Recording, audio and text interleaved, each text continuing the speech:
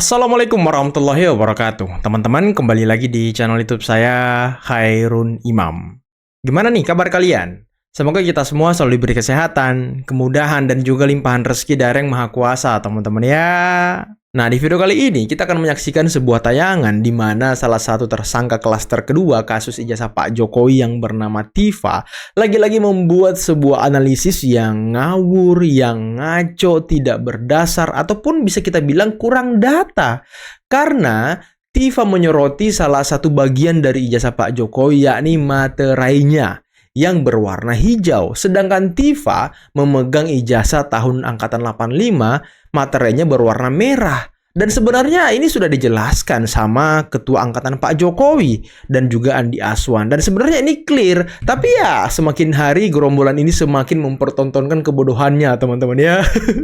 Selain itu, ada juga video di mana Rismon sepertinya semakin panik, semakin stres setelah Polda Metro melimpahkan berkas mereka ke kejaksaan dan sebentar lagi akan masuk persidangan. Waduh. Dan ya, dia terkaget-kaget teman-teman mendengar berita itu. Kita lihat saja seperti apa nasib mereka. Karena salah satu hakim yang ada di Indonesia itu membeberkan atau memberikan bocoran mengenai nasib dari teroris ini, Tifa Roy Rismon. Dan di akhir video, kita akan menyaksikan bagaimana Suginur lagi-lagi menyemprot dan juga mungkin sedikit memberikan nasihat kepada Egy Sujana yang sudah jauh salah alamatnya. Oke, sebelum kita mulai jangan lupa like, subscribe, dan share. Dan tanpa perlu berlama-lama lagi, mari kita mulai videonya berikut ini. Jokowi bayar ES miliaran, bahkan akan memberikan proyek senilai triliunan. Wow, dari semua teori sampah mengenai ijazah palsu ini, menurut saya teori ini adalah teori tersampah dari semua sampah yang ada. Teori sampah.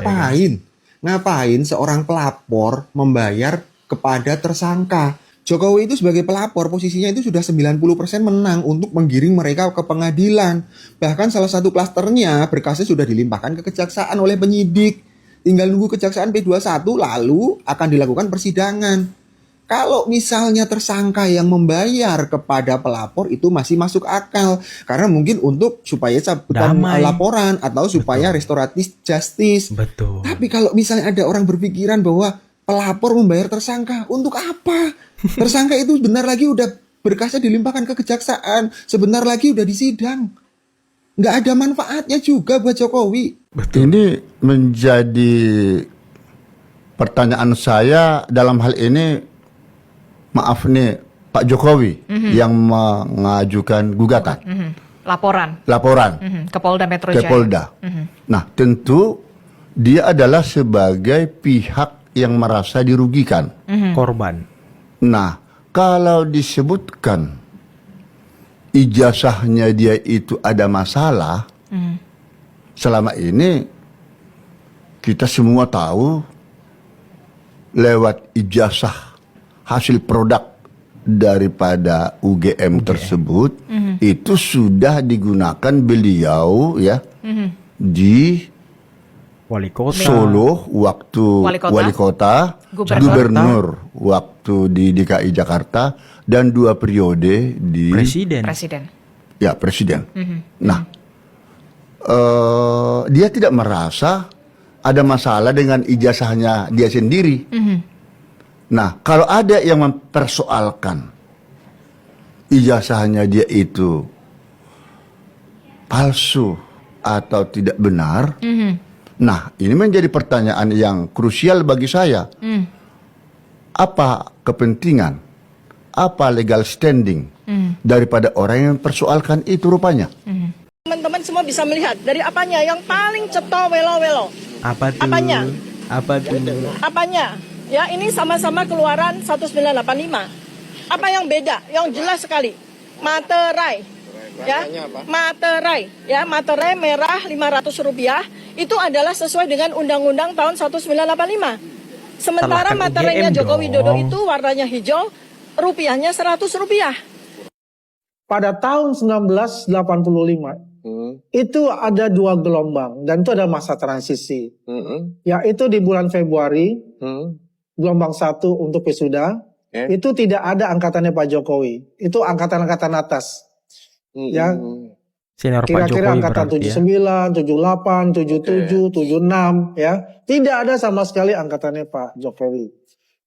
Kemudian di bulan Mei ada 3 orang angkatan Pak Jokowi, yaitu Edi Iswayudi, ya, Ibu Almarhum Andini, terus satu lagi Harjanto kalau nggak salah ya. 3 orang. Ini adalah lulusan tercepat angkatannya Pak Jokowi tahun 80 itu. 4,5 tahun. Bulan berapa mereka wisuda? Itu bulan Mei. Bulan Mei ya? Bulan Oke. Mei. Kemudian gelombang 3 itu bulan Agustus. Oke, bulan Agustus. Nah, bulan Februari, bulan Mei itu meterainya warnanya merah. Oke. Ya. Jadi angkatannya Pak Jokowi hanya 3 orang meterainya warna merah. Kemudian di bulan Agustus itu 3 orang lagi. Oke. Pak Wirjono, Mas Sigit, satu lagi saya lupa. Yang terakhir 5 November tahun 85 itu ada 14 orang 14 orang. termasuk 5 Pak Jokowi. November. 14 orang. Meterainya 14 warna orang. hijau. Hijau. Hijau. Meterai warna hijau yaitu adalah di bulan Agustus dan di bulan November. Ya artinya apa? Artinya itu masalah meterai itu sebetulnya kita bisa menilai apakah ini angkatannya Pak Jokowi atau tidak. Ya. Angkatan Ya kan? lulusnya ya. Kok mereka berpatok selama 1 tahun full itu bahwa pemberlakuan meterai harus sama untuk semua Tidak. ijazah. Buktinya ada. Iya. Tidak. Memang sejak 1986 itu sudah tidak ada lagi Sudah tidak ada lagi meterai ya? di ijazah. Benar. Ya, ya. Sudah tidak meterai di ijazah. Itu yang terakhir tahun 1985 itu di bulan November warnanya hijau. Setelah itu tidak berlaku lagi. Karena kan Nah, bentar. Kalau kita menggunakan analisisnya Tifat Hadi yang katanya pintar, yang katanya akademis, yang katanya peneliti, kalau kita menggunakan analisis dia katanya materai Pak Jokowi beda dengan ijazah yang lainnya karena warna hijau dan Tifa punya data warna merah dan itu dijelaskan tadi sama Andi Aswan. Gimana dengan ijazah seangkatan Pak Jokowi lainnya yang materainya juga warna hijau? Apakah itu palsu, Tifa? Nah ini makanya agak-agak gimana gitu mikirnya ya. Jangan mudah terframing oleh orang-orang yang hanya mengaku akademisi, yang hanya mengaku peneliti, tapi datanya nggak lengkap teman-teman. Nah beginilah. Selalu mengedepankan hawa nafsunya, emosinya, dan juga kebenciannya. Nah inilah contoh orang-orangnya. Dan ya bisa kita lihat. Begitu mereka mempertontonkan kebodohannya di hadapan publik. Ya kita lihat sajalah nanti teman-teman. saya pernah mewawancarai salah satu alumni UGM Ya. yang tahun angkatannya masuk bersama Pak Jokowi juga, Ya. tapi lulusnya tahun 86 tidak ada meterai ijazahnya. Iya, menurut konvers dari Direskrimum ya, Bapak Kombes Iman Imanuddin, katanya berkas kami RRT sudah diserahkan ke kejaksaan. Sudah.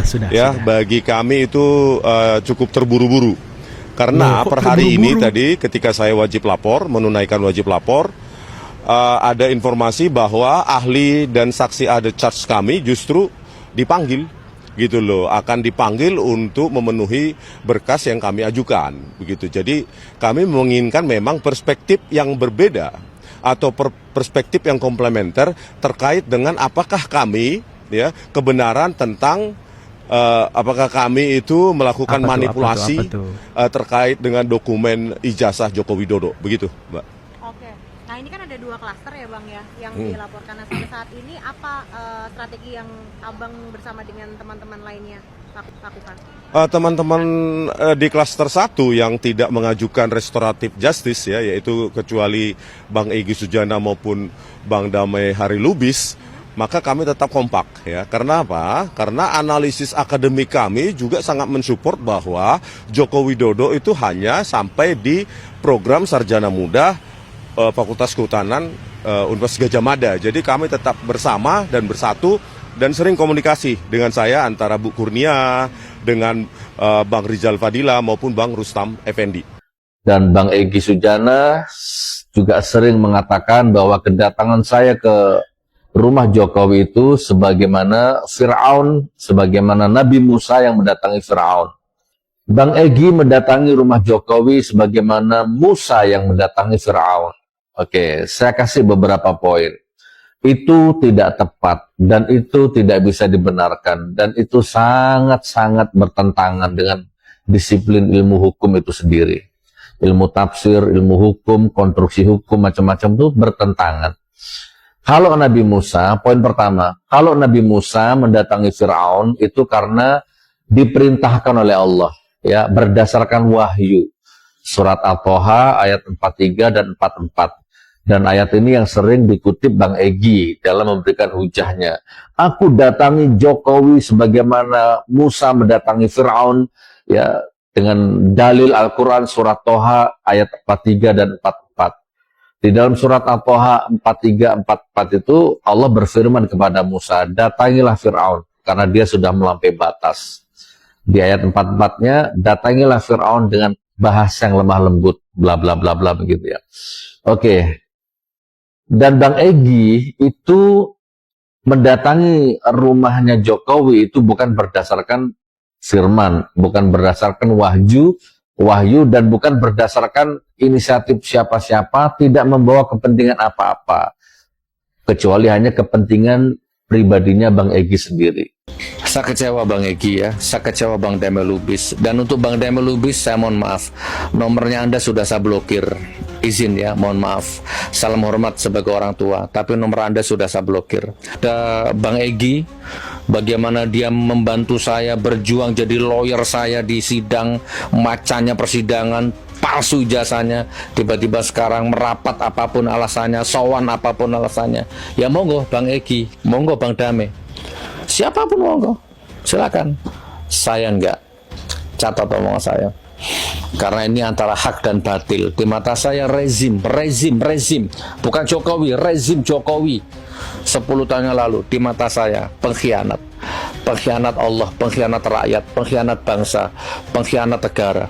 Dan saya dirugikan lahir dan batin. Maka haram hukumnya saya bertoleransi dengan kemunafikan, kedustaan, kebobrokan rezim seperti itu. Catat omongan saya. Silakan. Jadikan saya teremul kalau bisa. 1 triliun per hari itu. Naudzubillah min dzalik. Lebih baik saya miskin. Ya, berkalang tanah miskin daripada saya mengkhianati hati nurani, daripada saya mengkhianati umat, teman, sahabat, keluarga. Bahkan kalau bisa dengan kejadian ini untuk anak-anak saya jangan jadi pegawai negeri, jadi ustadzah, jadi ustadz, jadi pengusaha, jadi wirausaha, jangan jadi pegawai negeri. Ya biar. Sebenarnya yang paling tahu Bang Egy dan Ibu ini dari Elidanetti ini, mohon maaf, mungkin di antara kita ini saya paling dalam hubungan saya dengan dia. Ini jelas ini Mas Roy. 2010 saya bergabung dengan beliau. Sampai saya menyelesaikan kuliah, ikut magang di kantornya jadi managing partner. Dan saya tahu bagaimana karakter seorang Egy Sujana. Adapun Bu Elidanetti ini saya yang bawa. Mohon maaf Bu Ida, saya harus ungkap malam ini. Itu ada Bu Ade Suryani istri saya. Saya nangani kasus di Pekanbaru. Bu Elidanetti ini datang ke saya, Bang, saya ingin ke Jakarta, bawa saya ketemu Bang Egy. Saya bawa Bu Elidanetti ketemu Bang Egy Sujana, sampailah hari ini saya dengan Bu Ida bahagian yang tak terpisahkan dari Bang Egy. Apa maksud dari poin saya? Begini, kalau Bung Roy Suryo dan kawan-kawan mencermati pernyataan saya Agustus 2025 yang lalu di sini, yang saya sebut sebagai sahabat Egy Sujana, di mana Bang Egy pada waktu itu sedang berada di Leeds, United Kingdom, Inggris, sedang berobat sakit. Kenapa? Pada waktu itu ribut berita bahwa Bang Egy melarikan diri, padahal beliau sakit. Dan saya telepon Bang Egy dari salah satu hotel di Jakarta, didengar oleh keluarga saya. Saya tanya, ini fakta, ya, Bang. Ini mohon maaf Bang, saya harus ungkap ini Bang Egy, karena Abang nggak balas-balas WA saya, kecewa saya. Ya, karena sudah rame begini, saya WA nggak dibalas, cuma dikirim. Nanti saya bacakan apa yang dia kirim ke saya. Lalu saya bilang, Bang, Abang benar melarikan diri. Dia cerita, aku sakit. Abangmu sakit. Saya stadium 4. Kanker. Abang sudah kurus. Terus gimana Bang? Begini Man. Tolong sampaikan. Nah ini ya. Makanya saya tampil malam itu. Saya telepon dari Nda Aiman. Kenapa? Tolong sampaikan bahwa saya tidak ikut-ikutan dengan Roy Suryo CS terkait dengan ijazah S1 Bapak Joko Widodo. Ini kalimat beliau. Saya pertanggungjawabkan itu. Nah, terus gimana ceritanya, Bang? Kami ini 2019 sampai dengan sekarang agak berbeda haluan. 2019 beliau dengan Pak Prabowo Sandi, saya dengan Pak Jokowi Ma'ruf. Tapi kami tetap komitmen karena dia adalah guru saya bidang hukum. Saya tidak malu mengatakan itu. Terus masalahnya apa, Bang? Sejatinya Roy Suryo dan Rismon itu mau saya jadikan ahli. Karena yang saya persoalkan adalah ijazah SMA Pak Jokowi. Nah, oh begitu, Bang? Iya. Kalau begitu, boleh tidak saya sampaikan ini ke media? Maka pada waktu itu saya preskon dan saya terima kasih iNews Breaking News pada waktu itu, dan saya sampaikan di sini dan beliau menonton pada waktu itu. Tapi Mas Roy bilang ke saya waktu itu, Anda mau tarik-tarik Egy dari kami kan? Tidak berhasil kan? Tidak berhasil kan? Nah, ini kan kata-kata. Kita ini kan pakai memori.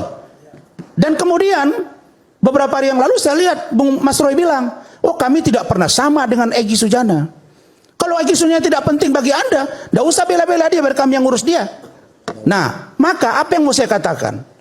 Sebenarnya sejak itu Bang Egy sudah ngomong ke saya, Bang, boleh nggak saya tangkap bahasa abang ini? Apa itu? Ya artinya abang ingin disampaikan nggak ke Pak Jokowi bahwa ini bukan yang abang persoalkan ijazah? Boleh, tidak apa-apa.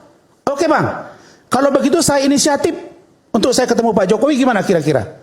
Saya dengan Pak Jokowi bukan karena kasus ini ketemu, sudah sering. Dan saya menginisiasi pertemuan saya, dan saya juga datang ke sini. Mas Roy di sini marah-marah ke saya, ambil uang receh, kan begitu. Saya marah karena sesungguhnya sudah ngomong di sini bahwa kalian ini tidak solid. Sebelum saya ke Solo, saya tanya Bang Egy, Bang, apa masalah? Bayangkan, Man, abangmu ini pengacara senior, ya, tidak pernah yang namanya kuasa hukum melepaskan klien.